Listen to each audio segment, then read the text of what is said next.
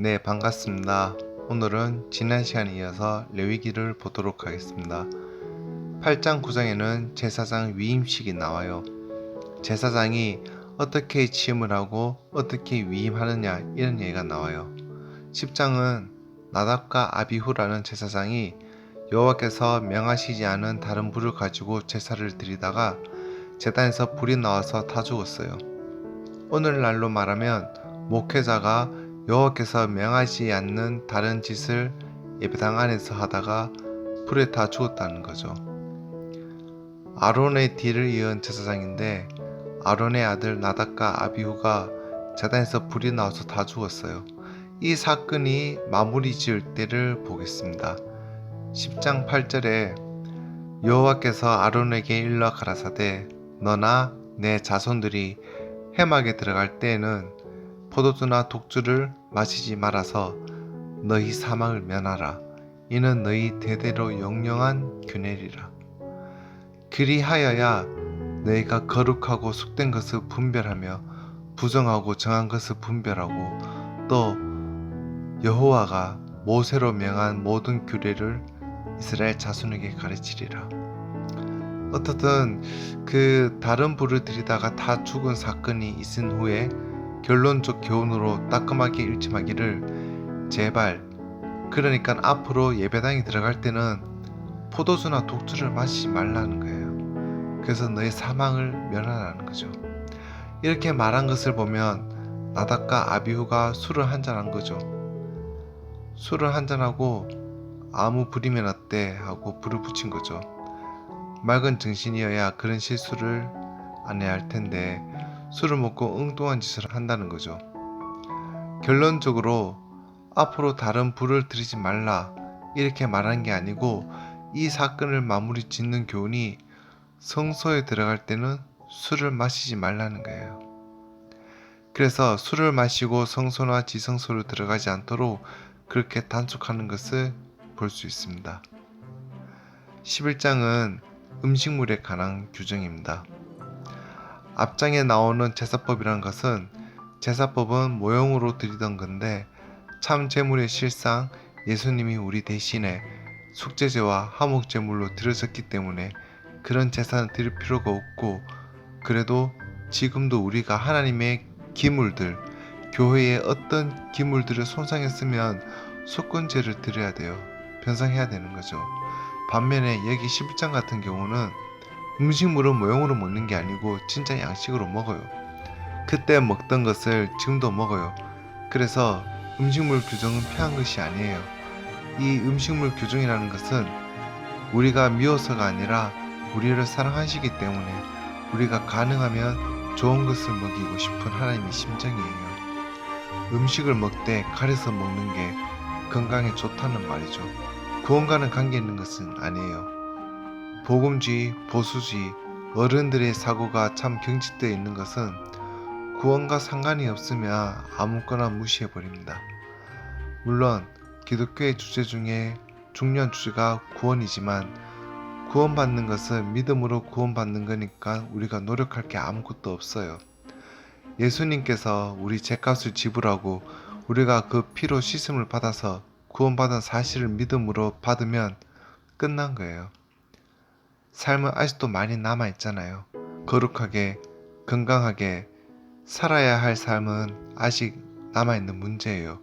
다시 말하면 음식물에 대한 것은 구원과 상관 있는 것이 아니고 우리 건강과 관계가 있어요.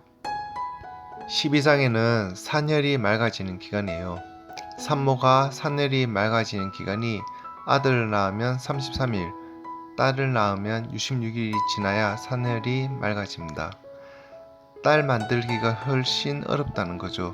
아들은 대충 뭉쳐놓으면 아들이 되는데 딸은 공증이 까다롭다는 거죠. 그러니까 딸을 낳으면 66일이 지나야 산열이 맑아진다고 합니다.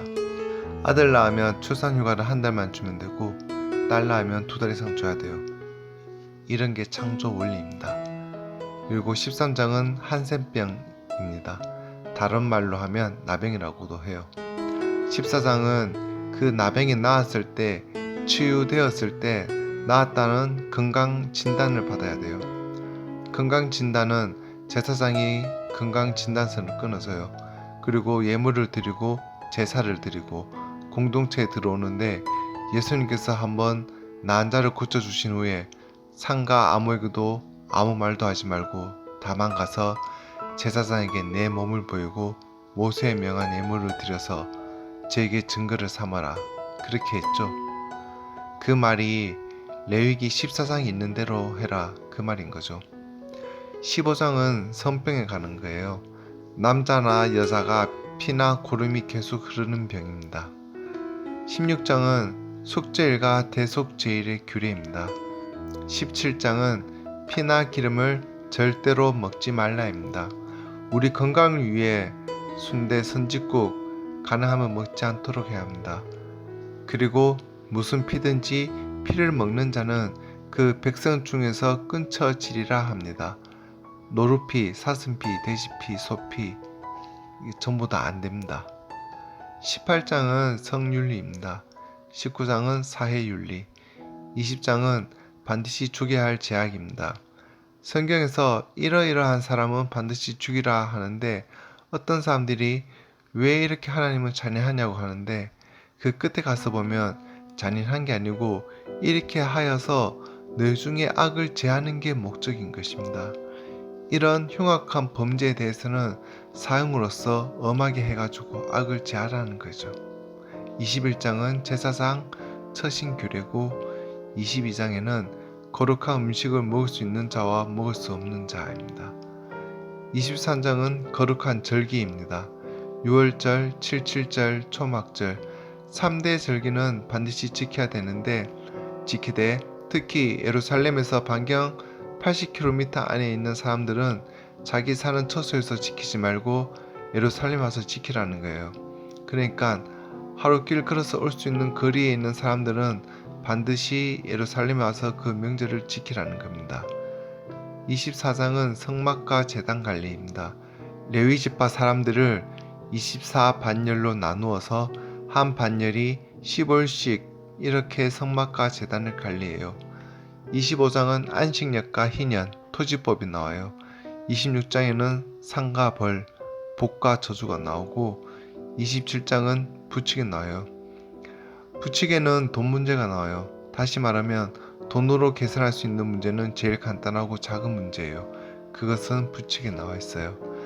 세상 가치 기준으로는 돈이 최고지만 성경은 그렇게 말하지 않아요. 성경은 예배, 하나님께 제사하는 게 제일 먼저입니다. 그리고 건강, 위생, 윤리, 도덕 다 한 다음에 맨 끝에 가서 돈 문제는 부칙에 나와요. 이게 천국의 가치관, 질서예요. 이 세상 가치관과 성경의 가치관과는 차원이 다릅니다.